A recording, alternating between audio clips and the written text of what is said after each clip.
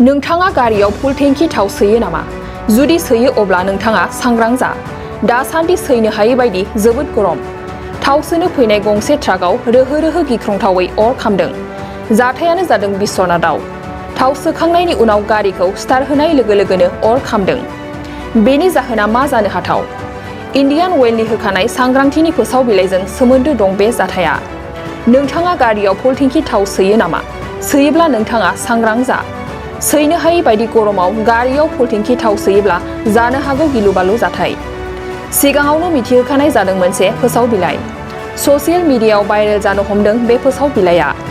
बे फोसाव बिलाइयाव रोखायै लिरनाय दंदि जाय समाव बोथोरनि गरम थासारिया बांनो हमदों बे थासारियाव गारिफोराव फुल टेंकि थाव सोनाया खैफोद गोनां।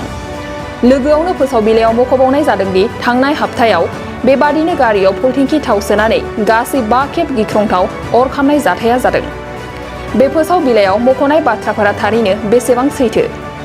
इन्डियान अइलनि मुङाव ओंखारनाय बे फोसाव बिलाइया सैथो नंगौबाबो नङाबाबो, नाथाय मोनसे खोथाया सैथो जे बोथोरनि गरम समाव गारियाव फुल टेंकि थाव सोनाया थारैनो खैफोद गोनां। आसाम अभियान्त्रिक मुलुगसोलोंसालिनि केमिकेल आयदानि फोरोंगिरि आकिम बसुमतारिया बे बाथ्राखौ फोरमायदों।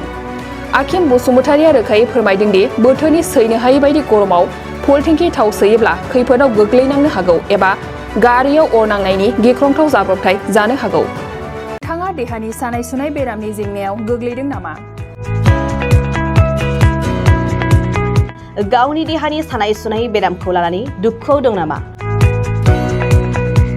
मोनसे गोजोनथाव खौरां। नोंथांनि देहायाव बायदि रोखोमनि सानाय सुनाय दंब्ला नोंथाङा जिंगा दासि। एसआइ निउर' थेरापि। बेयाव नोंथाङा गावनि देहानि सानाय सुनायखौ गोरलैयैनो फाहामनो हागोन। सिं सानाय, आफादावदै सानाय, मोदोम जरा सानाय, आइजोफोरनि जेंना, बायदि बायदि गोबां रोखोमनि देहानि सानाय सुनायखौ गोरलैयैनो फाहामनो हागोन। एसआइ निउर' थेरापिया चिरां जिल्लानि बेंटल गलानं 5 दं आरो बे एसआइ निउर' थेरापियाव नोंथाङा गासै देहानि सानाय सुनायखौ गोरलैयैनो फाहामनो हागोन। गोबां मिथिनो थाखाय 7620160459 जानबुं अनजिमायाव जगाजग खालामनो हागोन।